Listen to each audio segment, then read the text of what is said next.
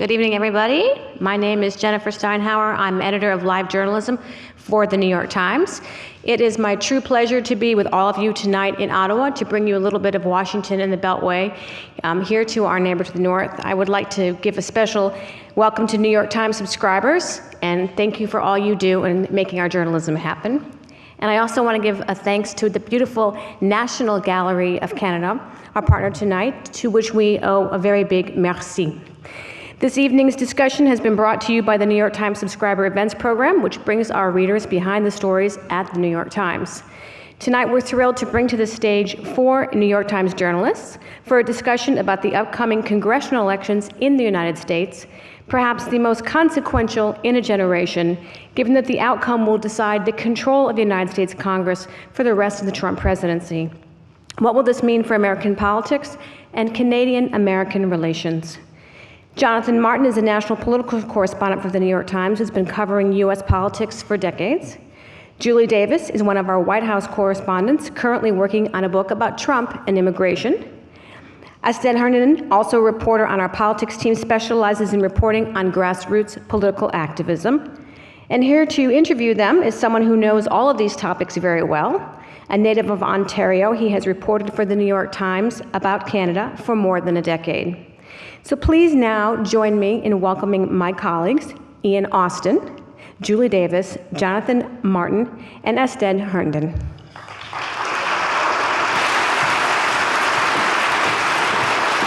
Hi, welcome everyone. It's a cellar, I'm told. It's fantastic. Before we get on to the American elections, I want to ask one question that I get by email all the time from Canadian readers recently. And that's basically, what do Americans think about how the Trump administration is beating up Canada? My usual polite response to readers is that probably most Americans aren't thinking about it at all, but I may be wrong, so I'll turn I would say probably a lot of Americans aren't aware, but I think the ones who are really see it as kind of indicative of how much of a break from convention this president is, that even an ally like Canada, even our neighbor, a country with which the United States has always been very close economically, culturally, in every way, is in Trump's mind a country to be targeted, a country to be made fun of, a country to be treated as an adversary when he has the tendency to treat countries that have always been regarded as true American adversaries as not enemies of the United States. So I think in a lot of people's minds, they consider Canada to be a very close friend of the US, and the fact that the president is targeting the prime minister and targeting Canada as a country to be really sort of the distillation of how he is different from any president we've ever seen. And I think some people really regard it as dangerous, because if you think of Canada as somehow antithetical to what's going on in the U.S., you're basically jettisoning a lot of history and a lot of common experience, a lot of common values, and just decades of a relationship that has been pretty foundational. So the people I talk to who see this are pretty dismayed by it. And also confused by it, because there are big problems in the world, and generally people who look around the world and evaluate those problems don't see Canada as one of them, in terms of, from the perspective of the United States. Sure. Yeah, I think when I am out talking to folks, not necessarily that Canada comes up, but definitely how Trump has changed America's image abroad comes up often, especially among the liberals, the backlash that has kind of sprouted up in the wake of Trump. Many point to things like this, his tendency to view other countries through his own personal relationship and not through kind of historic lens of who's been our ally and adversary. And so that has motivated some folks to say, this is not, especially on the other side, those or liberals to say this isn't normal. And so I think that even though the individual relationship between the U.S. and Canada may not be on the forefront on the mind of voters, definitely how Trump has changed America's perception abroad often is. Well, first of all, thanks for having us. It's a thrill to be here in Ottawa. What a gorgeous capital, and excited to be here talking to you guys for the next hour. Yeah, it's not top of mind for most Americans, I would say, although I think for those who live close to the border and sort of have more interaction with Canadians, they probably think about it more. And I think also American service members or veterans are probably more cognizant of it too, because there is just a long-standing relationship between the two countries' armed forces. The shorthand that I kind of use about President Trump is that he's changed the office more than the office has changed him. And what I mean by that is he has not adapted to the conventions and the expectations of the presidency. He is the same person at 1600 Pennsylvania Avenue as he was at Trump Tower as a private citizen.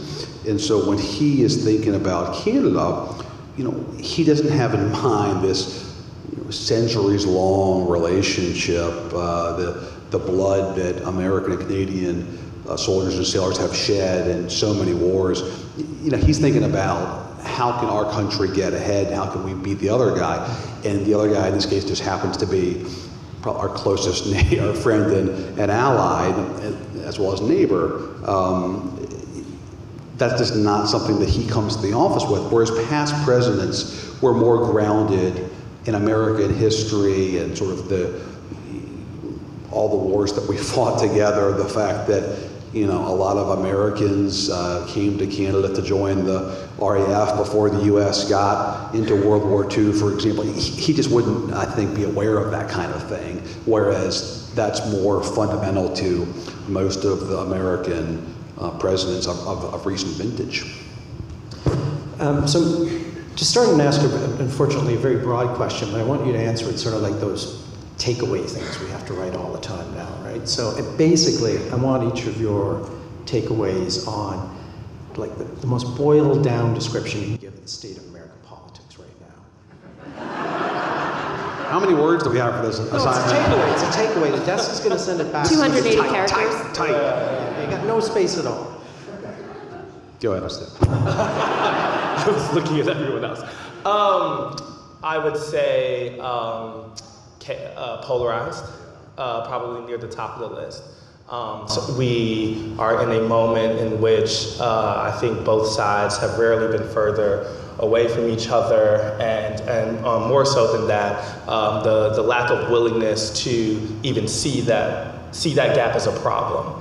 I think is another thing that's unique about right now. Not only that there are Republicans and Democrats who can't agree on the solution, they can't agree on the origin of the issue. I would say probably another moment that's happening, a takeaway, I think is the real cultural clashes that are happening. The game of politics is no longer existing outside of things like culture, outside of things like the questions of who we are as Americans, but it's really baked in there. You have a president who just as much talking about domestic policy weighs in on the cultural event of the day, whether it is what NFL players are doing on the field, or whether it is what latest celebrity said something at the Oscars. And so I think the kind of convergence of politics is taking up so much part of Americans' brains right now that it's really all-encompassing.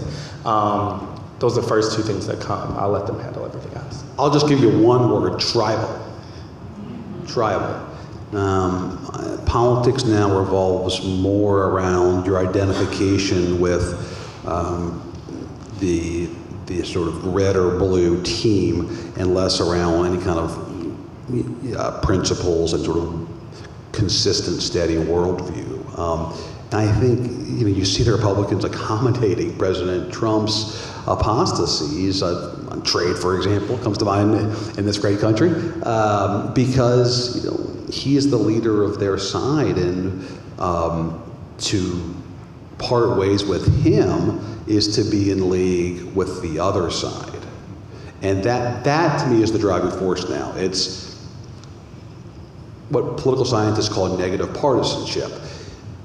People are more energized in opposition to the other side than they are in support of their side, which is why they're willing to sort of fudge a little bit when it comes to principles and policy issues if it means staying loyal to their team. I agree with both of my colleagues here. I would add to that chaotic. There are a lot of conventions that are being shattered, not just by the president, but all over the country in races that we might have felt like we had a handle on what would happen in the past. We've seen two long-time Democratic House incumbents felled unceremoniously by candidates who campaigned as progressives, who were people of color, who talked in very different ways about what it meant to represent their constituents, who define themselves more as resistance, more as Jonathan was saying, in opposition to what is happening right now, and that's a cause in and of itself. The rules have really changed in ways that I think that we as journalists and probably most pollsters don't really understand yet, and may not understand even after these midterms are over. And I think in a lot of ways we're still coming to terms with what happened in 2016 and how the sort of political norms and the gravitational pulls that we were used to witnessing just changed completely. So I think there's that. And then the last thing I would say is, unfortunately, is small, and I think this is an offshoot of what Jonathan was saying about tribalism, but there is not a lot of thinking and talking about and campaigning on, big principles and big ideas and values other than, again, in opposition to the other guy on either side. And so, if you talk to the left, they would say that is, in a lot of ways, the values that they are running on. But the rhetoric and the discourse is much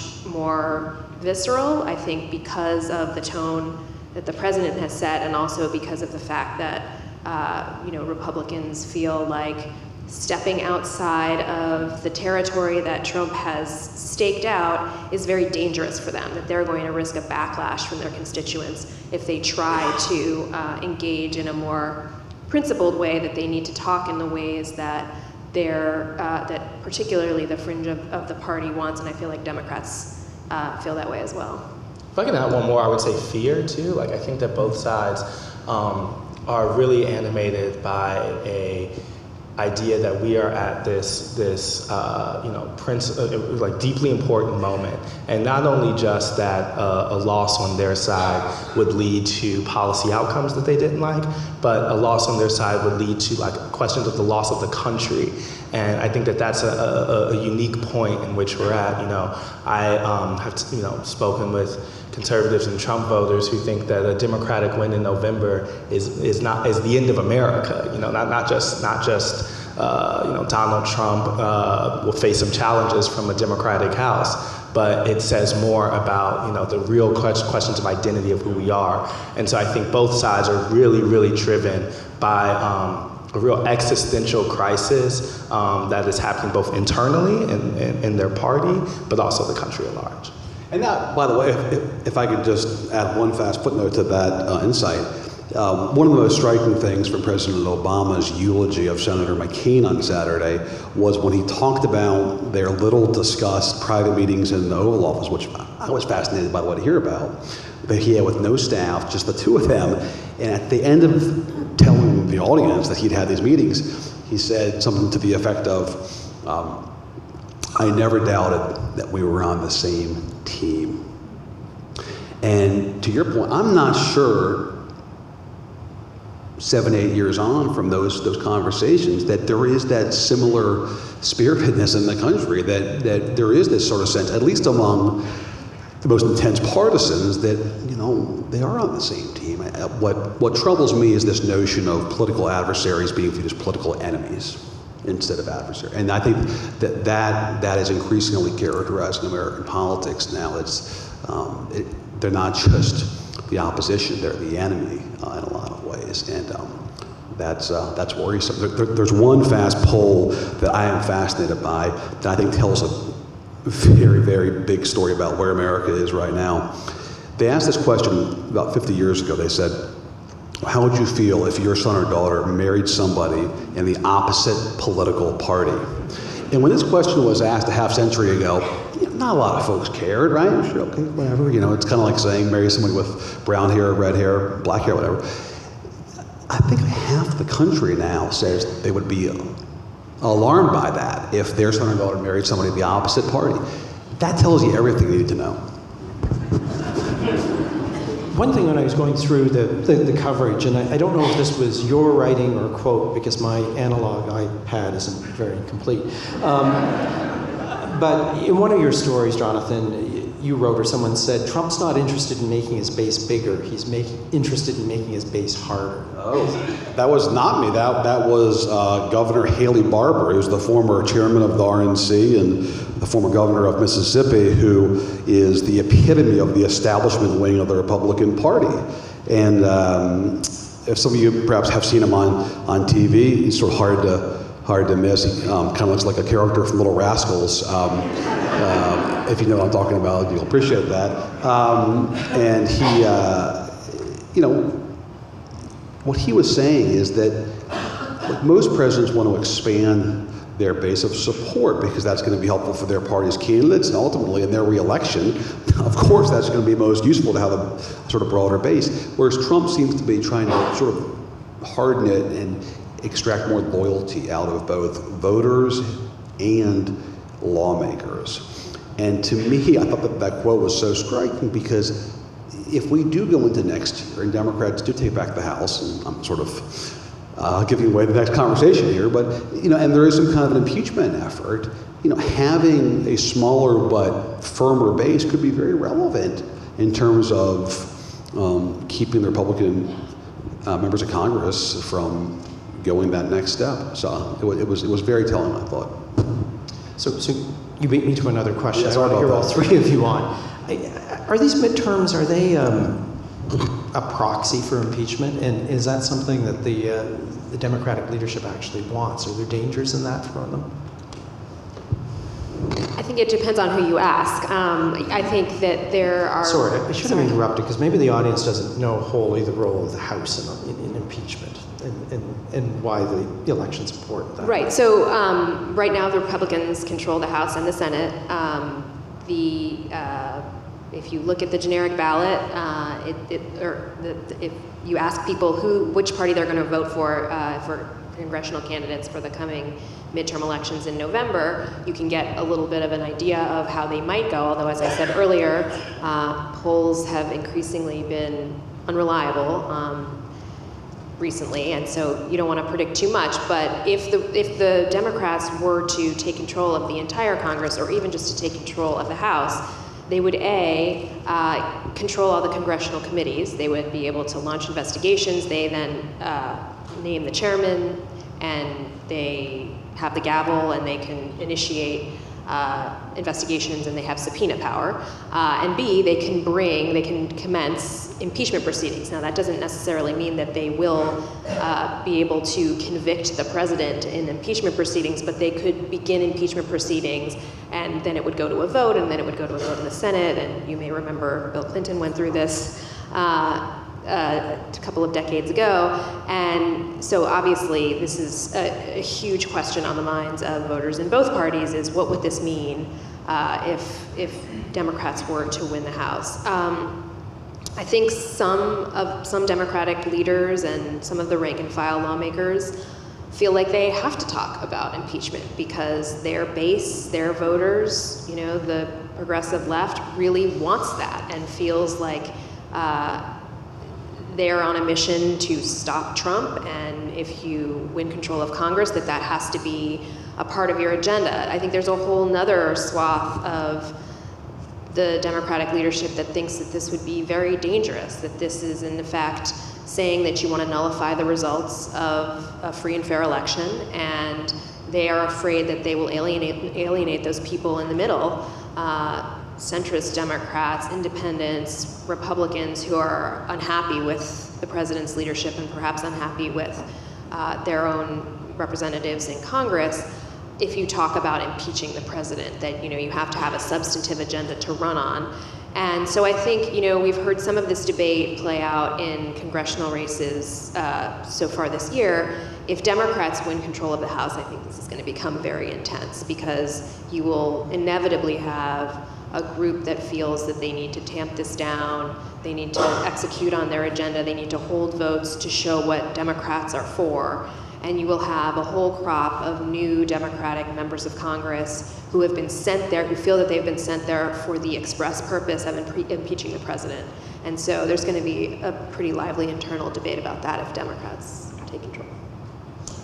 Yeah, I think the leadership of the House, Democrats, does not want to talk about this at all, because I think the polling suggests that there is a swath of voters, as Julie alluded to, in the middle that wants cooperation and conciliation in Washington. They don't necessarily like President Trump's style, but they want to get things done. And the idea of replacing what they view as the chaos of the Trump presidency with an even more chaotic impeachment proceeding is sort of not appealing to them. So I think that's why we see Democrats resisting this for political purposes.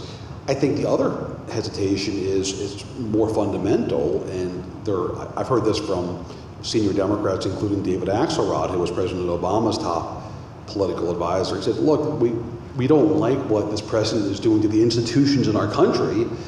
If we just, run out there and say, let's impeach him without any kind of substantive investigation, report, and then deliberation, aren't we just doing the same thing that he's doing and eroding America's institutions? That's something of the establishment Democratic view.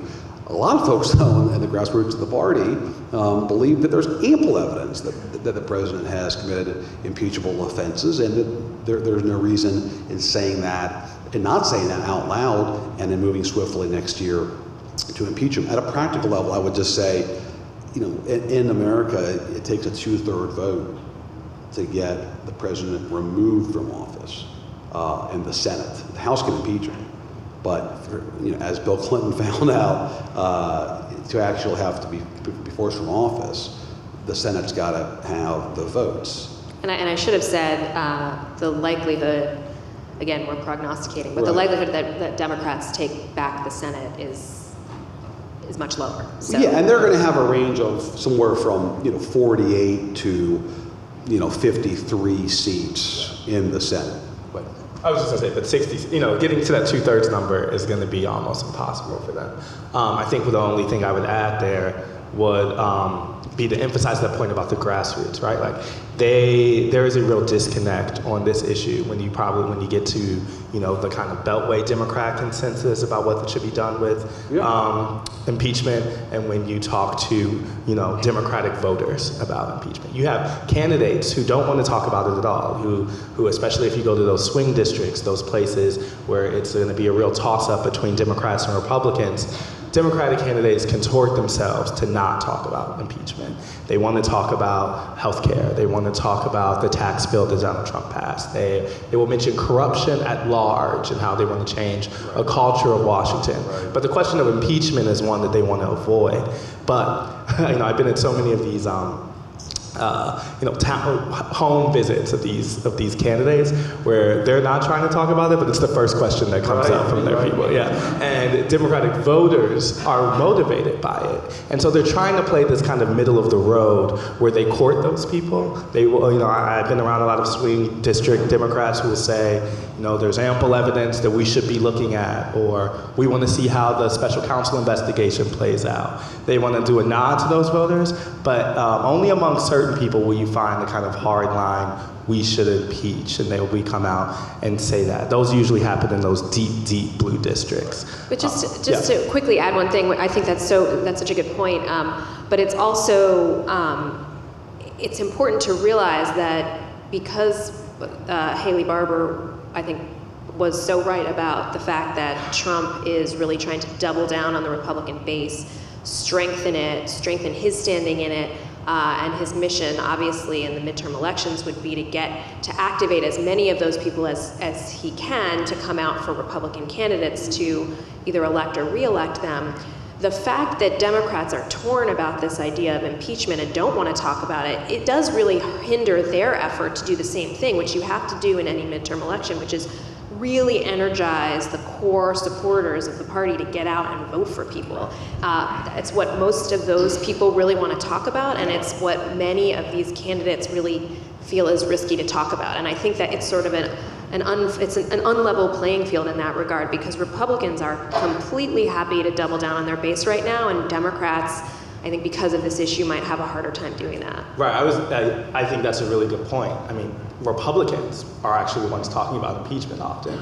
You'll hear them say, it's important to come out in November and vote for us because Democrats are going to do this. And then you'll have a Democrat on the other side who's kind of waffling about whether or not that's something their party wants to do. And so you actually have President Trump's party animating their voters by trying to motivate in that sense. But it's going to be a real pressure that they face should this should they take back the House, certainly. There's been, and related to this, the investigations, the convictions, all these activities going on around the president. I don't want to sound like Glenn Greenwald by any means, but believe me. But is there scandal fatigue setting in among American voters at some point? I mean, it's really hard to keep track of all of it. Well, luckily at nytimes.com, we offer all of our readers a handy scorecard that's very web and mobile friendly that you can use. In all seriousness, there is no question that people who live in Washington and sort of follow politics or work in politics, and people, frankly, beyond D.C., beyond the country. I mean, I'm sure there's folks in this room. Every push alert, every, provocative Trump tweet, every turn of the Mueller screw, they are on it. They're texting their kids. Do you see this? What's going on now? What's going on? Oh my gosh, can you believe what's happening here? Yes, those folks exist, but that's not the majority of the country. The majority of the country has got kids back in school after Labor Day, or parts of the country a month ago. Football is coming back, and life goes on, and it hasn't changed appreciably. And I think for a lot of them, it's just kind of like Washington noise and Washington drama. That doesn't mean, though, that it's not detrimental to the administration and to the party in the midterms. It just means that they're not following every detail of it. I had a really smart Republican operative say to me, the challenge we have in the midterms is that there is a pretty small band of what they call soft Republicans. That's the sort of industry jargon, which means that they're loosely committed Republicans, kind of center-right. Probably voted for George W. Bush, may have voted for Obama once, Romney the second time. Some of them voted for Trump, some for Hillary, some third party. But they generally like the direction of the country, like the economy. But this operative said to me, he said, every time there's one of these eruptions, it just kind of rubs their noses in the face of what they don't like about this administration. And he raised the Helsinki issue, where President Trump had that memorable press conference in July with Vladimir Putin in Helsinki. He said, that kind of stuff, it drives down our numbers every time one of those happens. So I don't want the audience to think that none of this stuff matters, that it's all just white noise, that that's not what it is. I think when the big eruptions happen, it is bad for the Republican Party. It's just that folks aren't following it to the degree that probably people in this room are. All the people in this And by the way, check your phones. Huge news today. I don't know if you all saw the...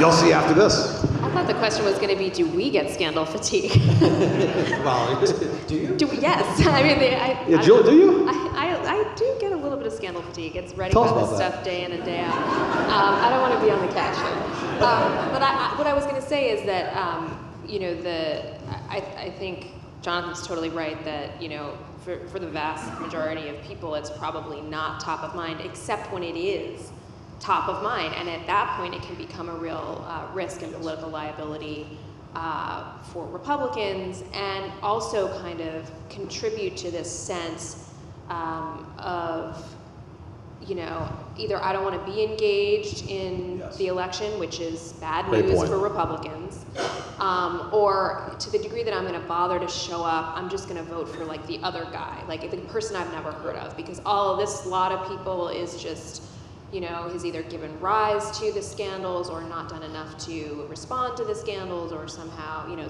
so I'm not sure that there's necessarily an upside for Democrats, but there could be a very real downside for Republicans. And the other thing I would just say is that I think that people's threshold for taking this stuff in is really skewed right now, and that gets back to what I was saying about scandal fatigue. Even if, you know, we're talking about a journalist who writes about this day in and day out, people don't know how to process all of these revelations. I mean, there's, you know, George Papadopoulos, and who's that guy? And then, you know. All right, show of hands. George Papadopoulos. There we go. This is a good crowd here, man. I'll tell you You what. guys are well informed. This is the base, you know. This is the base. God love you.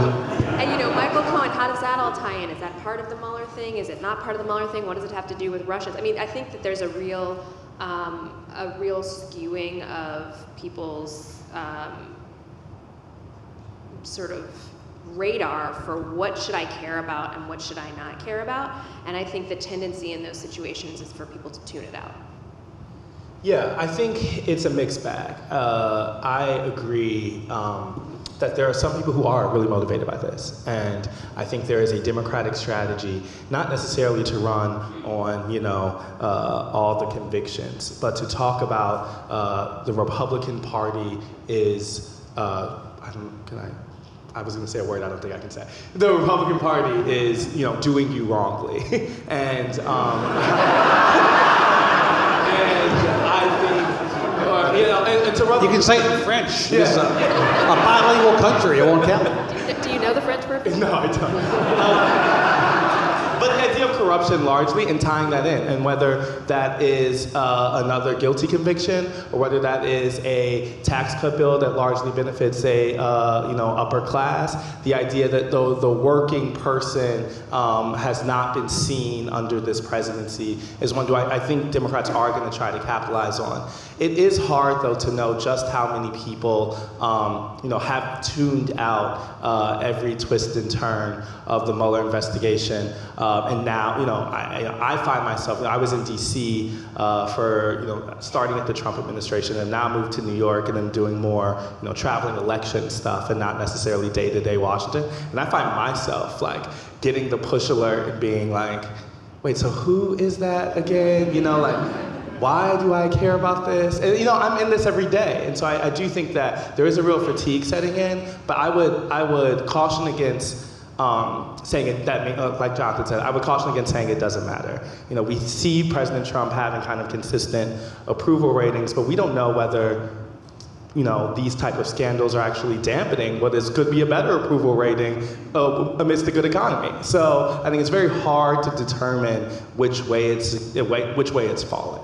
If you're a Democrat on the ballot this year, a Republican voter who doesn't show up is nearly as good for you as a Democratic voter who does show up. And the reason for that is because midterms in America are typically driven more on turnout and on whether or not the respective base of the party is showing up. These are what we call mobilization elections, not persuasion elections.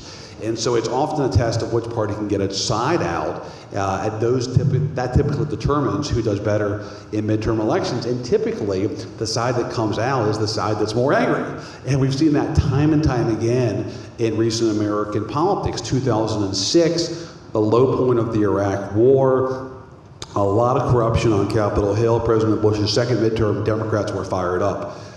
The financial collapse, President Bush's final year in office, Iraq still an issue. Oh wait, Democrats are fired up. 2010, it's the opposite. Republicans are fired up. So that typically is what drives midterms, is who's actually showing up and which two sides are the more angry. So, what are the issues that are firing people up? I'm guessing it's not NAFTA. But you know, we've seen a number. Don't laugh. We can get into this, but there's something to that, though. Well, no, I'll let you go ahead. I mean, you know, there was immigration. There's the perennial taxes. I mean, is it varied by region? So I was talking to a Republican today who said that, much to his surprise actually, when the whole story of migrant parents being separated from their children at the border came out in June, that it did not seem to have much of an impact on what I was talking about earlier, the generic ballot. What impacted how people said they were going to vote for, whether they would vote for Democrats or Republicans in the upcoming congressional elections. Other things really have. I mean, for sure, this idea of culture of corruption resonates with Democrats, and they have seen a real uptick at key moments in the Mueller investigation when there have been revelations or there's been an indictment. You know, that does register with voters, and so I think that is something that is going to be motivating for people for sure. But some of the things, I mean, what you see kind of surprisingly actually is, and this goes back to the fact that it's a midterm election and it's a mobilization game. You do have some Republicans talking very tough in the same ways that President Trump has talked about immigration and actually proactively campaigning on that.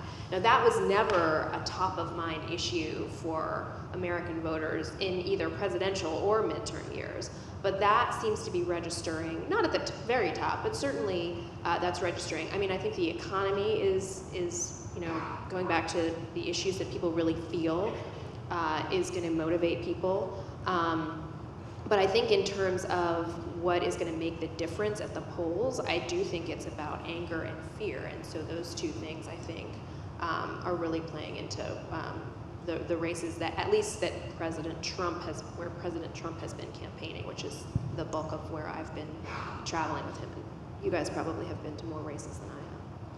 Yeah, if you go, there's obviously the caveat that every race has its local issues, right? And so I was just in Michigan where the Democratic governor candidate is talking a lot about infrastructure and investing more money in fixing roads, and talking about how the Republicans haven't fixed the water crisis in Flint, Michigan. And you know, there's obviously those issues. But then when you look across the national landscape, I would say we should, you know, certainly healthcare, and the idea that Republicans, you know, through the failed Obamacare repeals of last year, tried to take away your insurance.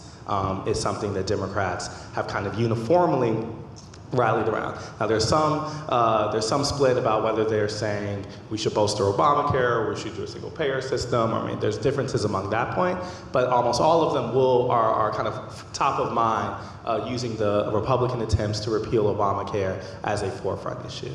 I would also say that, as we mentioned, the culture of corruption is something that's really clear. But I think things like the separation of migrant, you know, children, things that were the big story of the day, I don't think they necessarily persuade people to flip sides.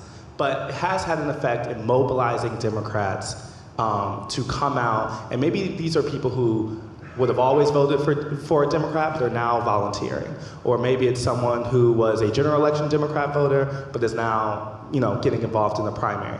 It is having some effect in terms of really driving a new activist resistance wing that I don't think we should discount.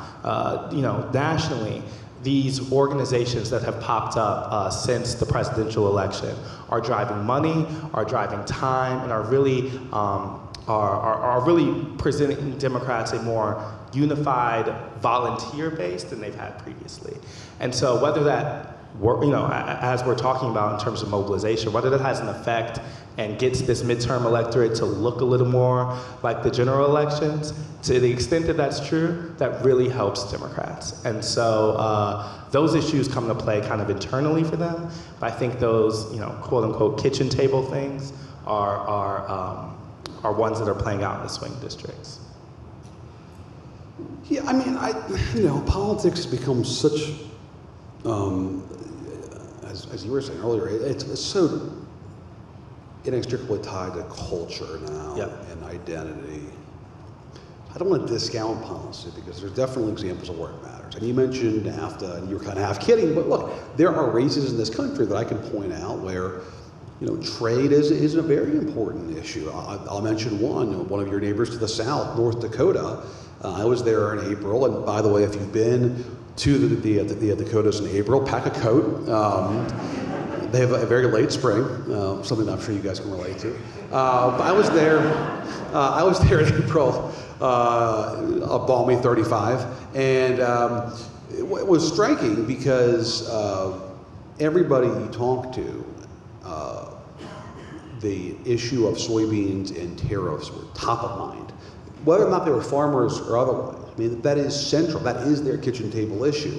The price of soybeans matters. The U.S. relationship with China matters. The U.S. relationship with Canada certainly matters. And so I think there are races, that's one dimension, the Senate race there, where I think it's important. But I think policy issues have receded, at least at a moment where we have the luxury of seeing them recede. What do I mean by luxury? We've got a healthy economy, relatively speaking. It's not working for everybody, but relatively strong economy at this moment. We've got we've got fewer American service members in harm's way abroad. So I think right now, because there's no glaring issue, there's no massive recession a la 2008, there's no shooting war a la Iraq 2000s, that politics is more about culture and identity now, because there is no pressing sort of policy issue that is just clearly driving people's actions. So I think that's kind of where we are. And then having a president who actively stokes the culture wars and sort of pushes them to the forefront and creates a reaction has just sort of emphatically pushed culture and identity to the front of the conversation. So the combination of sort of not having massive economic issues, national security issues, and a president who wants to have this fight has pushed culture and identity to the front. Right, I just as a little footnote to that, I've been to several rallies with President Trump so far this cycle, and he tends to bounce around a lot. He doesn't like to stick to a script, so often he'll bring up the tax cut and how great that was and how close they came to repealing the healthcare law, and he'll talk about how he's been jawboning other countries on trade. But one thing he always brings up, always, is this controversy over NFL players kneeling in protest during the national anthem, right? And that has nothing to do with any policy, right? It's a cultural issue that is a way of him saying to his base, this is who we are, this is how we identify ourselves culturally, and that's what you need to grab onto. And people really respond to that, and so I think Jonathan's really right about that. Right, and quickly that plays out down ballot. I mean, you have Republican electeds who are running in this cycle, who are running MS-13 ads about Mexican immigrants and keeping them out in places where there's hardly any diversity. I mean, that's never been a real threat. And so, I think that just speaks to just how much this has become just as much of a party talking point as something like tax cuts. And Democrats, by the way, it's in their interest to push culture to the front in a lot of these states too. Why? Because their voters want it, right? So they're feeling the pressure too to focus on these issues. And when the president pushes this stuff, there's immense pressure on Democrats to push back and to stand up against him. And that can create some challenges for Democrats, especially in parts of rural America where they don't want to be talking about NFL players kneeling. Can I say one quick example of that? Is yesterday there was a big shocker that Julie mentioned earlier, where a Boston City councilor beat a 10-term incumbent out in Massachusetts, and she was down in polling but won by something like 20 points. And they were both, pretty fiery progressives. They both kind of would vote exactly the same way in Congress. One of the issues that came up in that primary a couple weeks ago that was one of the few points of daylight was about Colin Kaepernick, the incumbent, who was a white male from, the kind of richer portions of the district, said that he thought the way that the protest happened was divisive, and that he should have, that while he supported the issue, he wished Kaepernick would have done something that brought the country together. And the woman who won, who comes from more of the activist tradition, said, we should not be policing the way people protest, and that it was important to bring attention no matter how that's done. And that actually was, kind of the talk of the community in the last couple weeks of the race. So I think that speaks to Jonathan's point. It's not just, Republicans certainly have been doing that, but it's coming up on the Democratic side as well. Yeah, that's very interesting. You mentioned, these Trump appearances during the midterms, and one of you in one of your stories referred to him being the decider-in-chief for Republicans. I mean, first of all, how do you get Trump to come out and shill for you? Is it like never having uttered a bad word about him? That helps. And if you have, he's not likely to be coming. Does it work to have Trump come out for you? Well, it depends what we're talking, right? So there's the Trump effect, which we've written about this year in Republican primaries, is unambiguously a net positive. This is a president who, in so many ways, has tossed convention aside. And one of the ways is in how he's approached politics and elections. The history in America is that the sitting president does not take sides, except in very rare instances in his party's primaries, and lets voters decide what's going to happen in what are called open seats when there's no incumbent. Now, typically we'll side with an incumbent, but does not usually weigh in an open seat race. Well, this president has showed little interest in heeding that, and has won some chits. He's won some friends by wading into races where he's gotten behind one of the Republican candidates and sort of powered them to victory in the primary. And so this has sort of created this cottage industry of these candidates and their supporters and their staffs desperately trying to lobby the president and the White House and sort of get him to weigh in these races. Can you just do a tweet? Can we just, have him weigh in, or maybe a robocall, one of these automated phone calls, And that was really a sort of a heavily sought out intervention. And in race after race, he helped push candidates over the top. At least this year, I can only think of one instance where he endorsed a candidate in a primary and that candidate did not win. So hugely helpful. Now, the challenge is you're talking about a very different electorate in a general election. And now, in the final 2 months of this campaign, it'll be more revealing to see where he goes and which candidates want that blessing, because obviously we're talking about a much broader universe of voters. The last rally I was at with Trump, he actually reenacted what Jonathan is talking about, where a Republican candidate in a gubernatorial primary in Florida had asked him for a tweet, and he said, ding, ding, ding, I tweeted, and then he went up, and it's true, he has had the power to turn around the fortunes of Republican candidates who he is willing to campaign for, who he's willing to tweet in favor of. And it is a real break with past practice in terms of how presidents engage in their own party's primaries. The general election, we have some inkling of how it might play out because he has been involved in special elections. Earlier this year, there was one in Ohio, much earlier this year in Pennsylvania.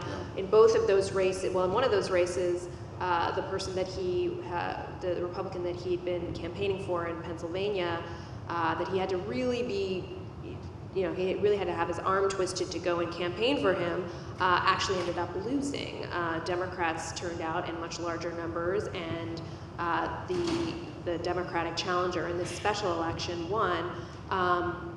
In Ohio more recently, in what used to be considered a reliably Republican district, President Trump got involved in favor of the Republican, and he won, but he just squeaked by in a race that really sowed concern among Republicans in the state and nationally that that he could be as much a curse as a blessing when it comes to getting him out in the district, getting him out in the state. And so they're going to be very careful, I think, about where he goes. He will go to races. We've been seeing him campaigning mostly recently in places where they're deep red states. He's very popular. He can go in, he can bloody up the Democratic incumbent or the Democratic challenger, and the upside for turning out Republicans probably outweighs the downside for activating Democrats. But wherever he goes, he does activate Democrats just as much, sometimes more, than he activates Republicans. So in a general election context, it's going to be very interesting to see how that plays. And the other aspect of this, which Jonathan and I were talking about a few days ago, is the kind of rally that Trump likes are these giant arena rallies where it's a worshipful, thousands and thousands of people packed to the rafters wearing Make America Great Again hats. And that is where he really feeds on the energy. That is where he is the most happy to go. And the idea of him playing a smaller venue in one of these critical districts that Republicans just have to hold if they're going to hold on to the House is much harder to imagine. He doesn't like to do it. He's actually said publicly when he's done it in the past, I don't usually do this. And so it'll be interesting to see where Republicans can persuade him to go, where they need him. I was with him. Two little fast stories that we'll sort of tell you about this moment. I was with the president shortly before the South Carolina gubernatorial primary, where he had endorsed the governor who had a primary. He was a friend of his, endorsed him early on in 2016. And it was in suburban Columbia, which is the state capital in South Carolina. And, this is like June, and it was obviously a sort of competitive race, but wasn't a huge kind of event. And so they wanted to have a full house, right? So they had a local high school and a high school basketball gym. And, it was basically subterranean. It was hot, it was humid, and the room was full. And so...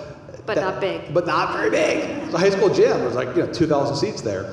And the governor's name is Henry McMaster, and he turns to the governor and he says, "Henry, I don't usually play high schools." It was like Sinatra, right? It's like, I don't usually play clubs here, right? I don't usually play high schools, but for you, you're a good friend, so I'm here. So the beauty of Trump is that he will sort of read the stage directions out loud,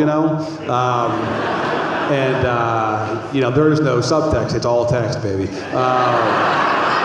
So that's great for us because we just type that right up and just check the tape and oh my gosh, we're good. Is this thing on? Yep. So the other thing, which if there comes a point next year or 2 years from now where you're having your Tim Hortons coffee in the morning and you're in Ottawa, that was a total stereotype. I'm sorry about that. Starbucks or Tim Hortons, all right. But you're wondering, what are those Americans thinking?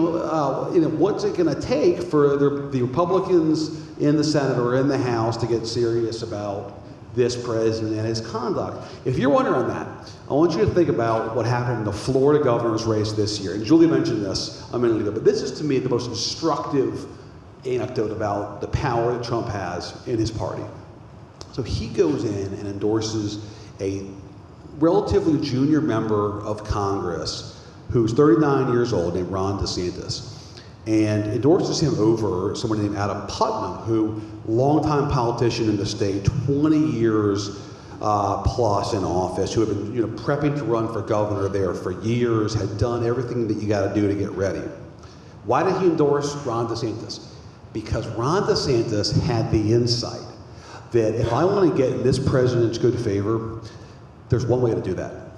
I'm going to go on Fox News as much as I can. And this congressman got himself on Fox News, often in prime time, in the first year of the Trump presidency, as often as he could. I think all told, if you include Fox Business, it was like 92 times, actually, that he was on Fox in the first. And so what happened was the president would be watching Fox at night in the residence, as he's wont to do, and he would see this congressman from Florida who, pretty good-looking guy, former Navy JAG officer. These things matter for the president. And looks the part. He looks the part, exactly. And so the president doesn't talk to his staff. He sees this congressman defending him night after night on Fox, and what does he do? He endorses him in his race for governor. And once that happens, the Florida Republican voters see that he has the imprimatur of the president. And they already see him on Fox themselves because they're watching Fox too, right? That's their network of record. And so this governor's primary instantly flips. And Putnam, who had a huge financial advantage, huge lead in the polls, collapses. He drops like a rock in a well. And Ron DeSantis surges to the front and he wins this race overwhelmingly. The race was over the second Trump offered his endorsement. So keep that race in mind, the Florida governor's race, because it tells the story of this president, the power of Fox News, and the loyalty of the Republican voters to both. Yeah, that's great. I mean, I think if we ditto, but if we, the story of Trump's backlash is also in that same primary. I mean, you have Andrew Gillum, who on the Democratic side was down in the primary to a more quote unquote established candidate, but he spoke the language of resistance, and and then we're seeing kind of across the country some of these more shocking wins on the Democratic side come from candidates who are often racial minorities, and he activated new voters. He went to communities of color who have not often voted in primaries, and those people came out and had him surge. And so what you have now is Ron DeSantis, the guy Jonathan described, against an activist of a different sort. And so I think if we look at Florida, you have both sides of the midterm coin when you talk about Trump. What he inspires, the fealty and loyalty he inspires on the Republican side, but also what he's doing to the Democratic Party,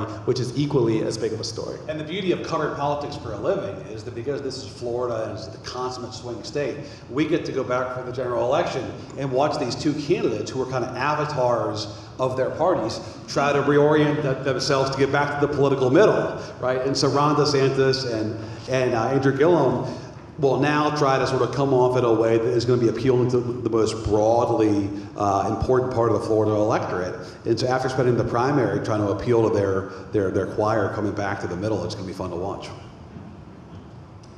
To get back to the ever fascinating topic of NAFTA,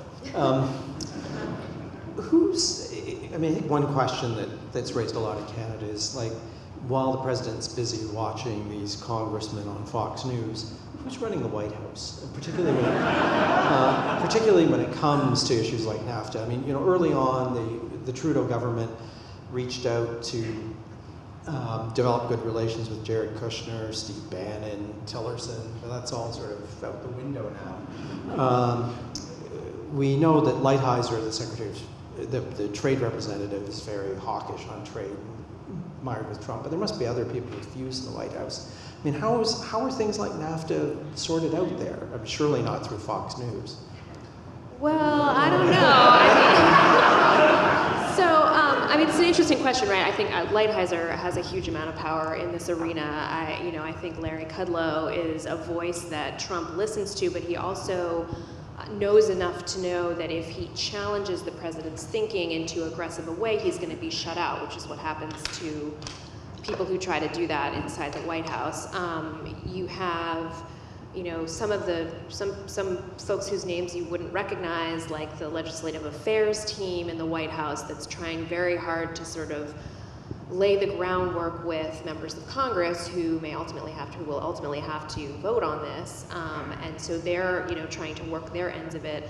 Lighthizer has obviously been steeped in this and been the main driver policy-wise, but I think it's really important to understand that what the president sees on Fox News, or what he may feel in terms of how he's been personally disrespected or threatened or rubbed the wrong way by a conversation, is as pivotal to what happens on these things as anything else.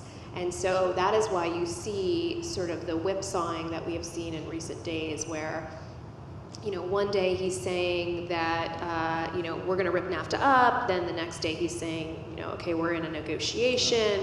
You saw that extraordinary turn of events last week where, he just comes out with okay, we're voiding NAFTA and we're doing this deal with Mexico, and maybe at some point Canada will come to the table. And that is really driven as much by his daily whims and thoughts as it is by any strategy that any of his advisors lay out. So there is a strategy for sure, and we could talk in more detail if you want about what Lighthizer strategy may be, although I'm not totally certain that we know exactly the extent of it. But it matters how Trump views this, and I go back to the book that he didn't really write, but that was ghostwritten for him, The Art of the Deal. And there's a passage in that book where he talks about you have to be willing to be seen as the crazy person who will walk away from the table at any moment. And that will help you get the leverage you need to do the deal you want to do. And that is what he shows on If you're buying a car, too, that's very good advice, by the way, too. You may not be able to afford to buy a car, depending on how, in the negotiations. But I do think that it's important to always keep your eye on that, because a lot of what he's doing here is about being willing to be seen as just crazy enough to walk away. And the question then is, well, what does he do when the negotiation is over? That has to reach an endpoint. And I think what we're seeing now is Lighthizer is trying to bring this back on the rails so that it can actually lead to an agreement, and they're having a lot of problems figuring out what that looks like and how they're going to get it through Congress. The yellow light on the clock tells me it's your turn to ask questions. There's 2 microphones in the aisles on either side. Magic lights on them now. So. Can you hear me? Yes. I just have one question. The elections you're talking about are kind of a plebiscite, as far as I can see, on Mr. Trump. If you like Mr. Trump, you're going to, they're going to be successful. The Republicans are going to be successful. But what I'd like to ask is, considering that he lies all the time, how can there be so many millions of people in the U.S. that are willing to accept that he's their leader?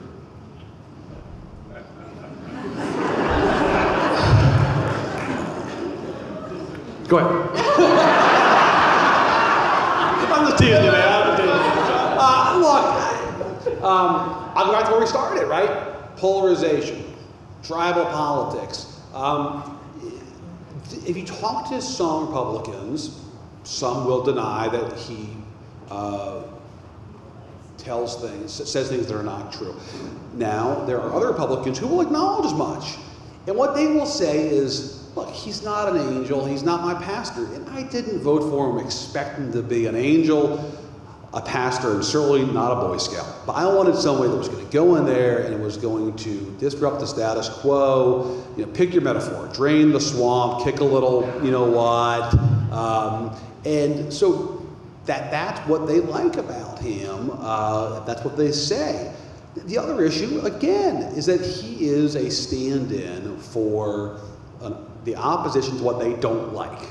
All right, and so that's a powerful force. And look, also, if you're a conservative voter and you do vote on issues and you care chiefly about, the role of government, the size and scope of government, regulations, conservative judges, lower taxes, there's not much there that you can pick at that you wouldn't like if you're voting on those kind of issues. That might not be the answer you're looking for, but that's what I got. So I think that's absolutely right. I also think that there was this phrase that came up during his campaign that his supporters, everyone else didn't take him seriously, but they took him literally, the establishment. But his supporters didn't take him literally, but they did take him seriously. That is to say, they weren't so much concerned about whether a given statement was technically true or technically not true. He was speaking to a broader reality that they felt. I also think you can't discount for a swath of voters, I don't know what proportion it is, but a lot of people get their news from, the dwindling sources of local news that we have in the United States, which are dwindling. Fox News watchers would have a very different idea of what is going on in this White House and whether what the president says is true or false than viewers of CNN or MSNBC. This gets back to the tribalism point. The president had an interview, I believe it was yesterday, with the Daily Caller, which is a conservative outlet, relatively new, but one of his favorite outlets. He told a lie to the two interviewers in the Oval Office, basically saying that the Obama administration had been the first to separate parents from their children at the border, which never happened. And they said to him, yes, we see what you mean. So if you are a reader of that outlet, you are going to see that as fact. You're going to see nothing wrong with that statement. And so I think there, along with the political tribalism, comes a tribalism in where you get your information. And don't forget, this goes back to the fact that he attacks the New York Times and other journalism outlets. There is a reason for that. He's constantly seeking to discredit impartial sources of information or objective sources of information that don't tell a narrative that he likes. And it works. And it works with voters. I think an important thing to think about is what is he being truthful about, right? And if you are a voter who cares more about someone being that kind of cultural stand-in, and this president is speaking your language about about the threat of illegal immigrants, if he's speaking your language about how NFL players are ungrateful and are disrespectful to the flag, and if he's speaking your language about the rights of transgender military officers, the quote-unquote lie about where the Access Hollywood tape comes from, or the lie about other kind of individual points becomes less important. And so I think it's important to kind of view through that lens. I mean, there are folks who certainly take him, as Julie was saying, don't see those as literal, falsehoods. I think there's lots of people who that's not their chief concern. And if he continues to perform on their chief concern, whether it's the kitchen table, quote unquote, Republican small government stuff, or whether it is the cultural flashpoints that has a real constituency. I mean, when you go to places, I hear just as much about Colin Kaepernick as I do about the tax cut. And it may be more. I hear more about illegal immigration and the threat of MS-13 and the murder of Molly Tibbetts than you do as about a capital gains tax. And so if he's performing on that, then the other stuff matters a lot less. And over there, if you could be concise with your questions, we'll get more in that way. First one is about data. Nobody's talked about the money and where it's going. And the second one is about a social issue. Since President Trump is so respectful of the children that he's totally opposed to child trafficking and pornography, what is he doing with all the children he's taking away? Nobody has asked this question in the media, and I'm wondering why it hasn't been asked. Do the second one first. So, what data were you asking about? Is that about campaign money? Any money of the U.S. taxpayer. Well, I mean, so we talked earlier about the tax cut and how big of an issue that may be in the midterms. Certainly, it's been the biggest legislative victory that Trump has had to get through this $1 trillion plus tax cut. And it's been very clear, most of the benefit of that goes to the top 1% of the top 1% in the United States. And the president talks a lot about economic growth and how well the economy has been doing under his leadership.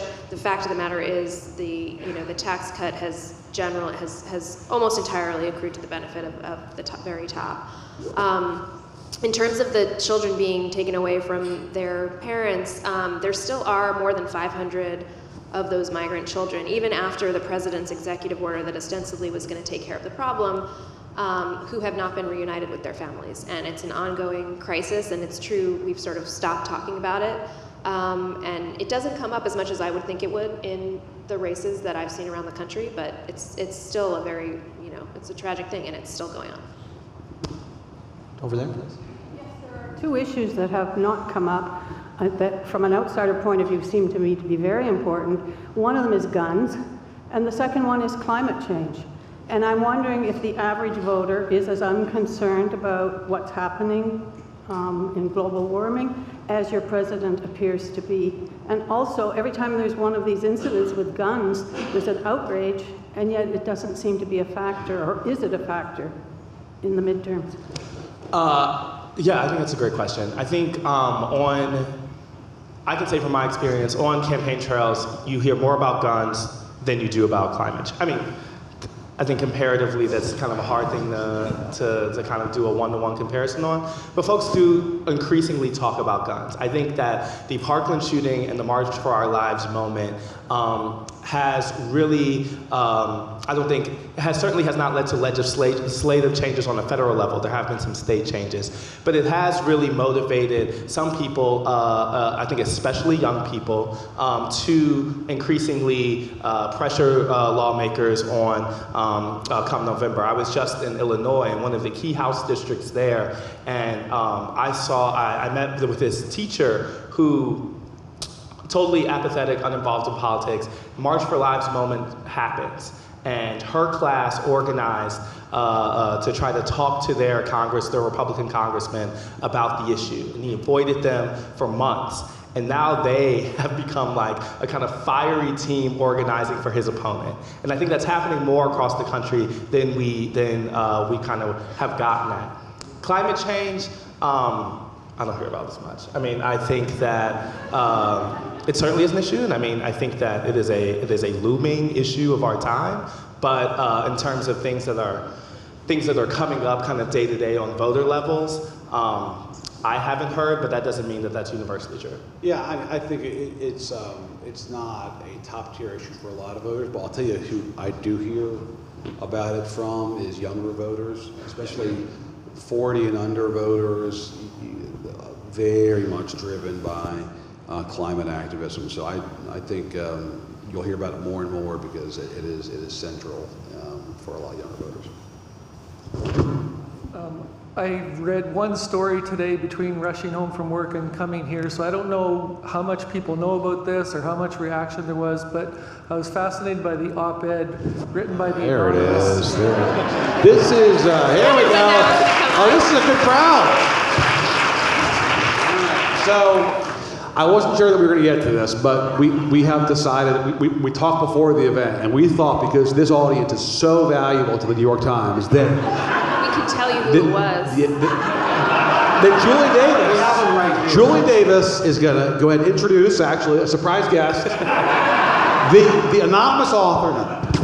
No, well, Go ahead. You should get a little précis, because It sounds like lots of folks know what it is. This is a hell of a crowd. Since you're loyal New York Times subscribers, you may have gotten a push alert this afternoon announcing that we had this, the New York Times published this op-ed anonymously, which is a very unusual thing to have done.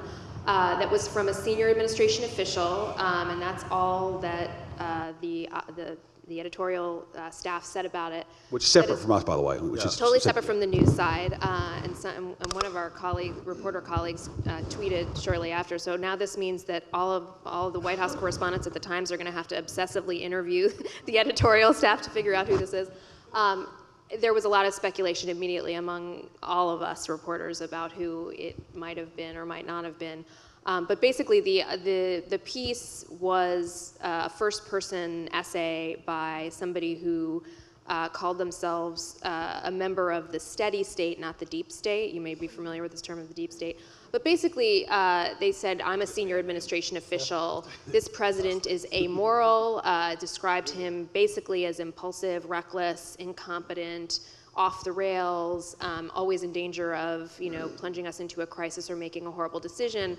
But it wasn't flattering. It was incredibly unflattering, but it said, it might be cold comfort, but just know that there are adults in the room, and we are basically trying really hard to steer him away from his worst motives and impulses. And it mentioned the fact that early on, it basically confirmed the fact that early on in the administration, the cabinet talked about executing the 25th Amendment, which is, you may or may not be familiar with the 25th Amendment to our Constitution, allows for the removal of a president that is seen as incapacitated. So there's that. But it kicked up a lot of, in addition to the speculation about who this might have been, I mean, as a White House correspondent, I have heard countless versions of this from people inside the West Wing, people on Capitol Hill, people who talk to the president and the people around him all the time. I mean, you hear this argument, and it dates back to during the transition when people were trying to figure out whether to go into this administration or not. Republicans who had worked in politics and in White Houses and on Capitol Hill for a long time, and the question was, do I go? I don't agree with this person. I think he's probably going to be not a great president. I abhor a lot of what he campaigned on. But do I go in because I know I am qualified and I am a good Republican soldier and I want him to succeed? Or do I stay out and say, I want nothing to do with this? And so this has continued to play out for the entire time that Trump has been in office, and I think will continue to play out. And there's obviously a lot of controversy around the idea of a bunch of unelected senior officials, anonymously trying to steer away from a dangerous precipice rather than just resigning in protest or making a public pronouncement saying what, this person has laid out and what many people who have worked in this White House know to be true. But I actually had a question about this, though. I find this quite alarming, and I'm wondering what the Times' judgment was on this. But if this guy really is standing up for the greater good, we all knew that as you just said, we all knew that this was happening. But by essentially outing the fact that him and others are doing this, isn't this going to trigger some sort of Stalin-esque purge by Trump? And isn't he going to get rid of these people? Like, what do you think of this? The reaction is going to be, is he going to search them out, and is he going to replace them by reactionaries that are going to be more dangerous for? Well, that would require him knowing who it was, and I'm not sure he does. But there's already been some reaction. The president made a statement in the Oval Office where he said, the failing New York Times publishes this. It basically tried to discredit the whole thing. Sort of insinuated that this person didn't exist, said falsely that the New York Times has had to apologize for our coverage of the election, which never happened. So I think, as with so many things, the big, the watch phrase from The Apprentice was "you're fired," but one of the things we have come to realize about this president is he does not like to fire people, actually. So I think this is more likely to go the way of all of the books that we've seen come out and many of the stories that we and others have written about how this White House really works, where he basically just says it's all false, it's all fake, this person is a coward, and moves on. Well, and if there's one constant in an era of inconstancy, it's that there's going to be something else, that we're going to move on to the next thing, right? How many times have all of us been covering a story, whether it's for us to the political implications or for you just the story itself, of some eruption, some Trumpian moment where it was the biggest thing in the world? This is going to be it. It's all going to turn now. Let's go to the diners and see what they're saying, the Trump base. And then by the next day or the next week, we're on to the next moment. So I understand your concern. I just think if precedent's any guide, there will be something else tomorrow or at least next week. I also say that among the hardcore Trump supporters, there's already a belief that there's a whole bunch of people in the White House who are not serving his interests and who they don't like. And so this will only go further to prove or to justify that point, and they will have no problem if Trump, I don't know what would happen, but if, they already believe, it is a pervasive belief already that there are people in the White House who are more loyal to a quote unquote deep state or other ideal than serving the president himself, which they endorse. So this would only give them more evidence for that. Well, on that note, thank you very much. There's a blinking red light like in an action film. That's always a bad thing. So thank you very much. It's terrific to see this turn out, and thanks everyone for coming out. Thank you all very much. Thank you.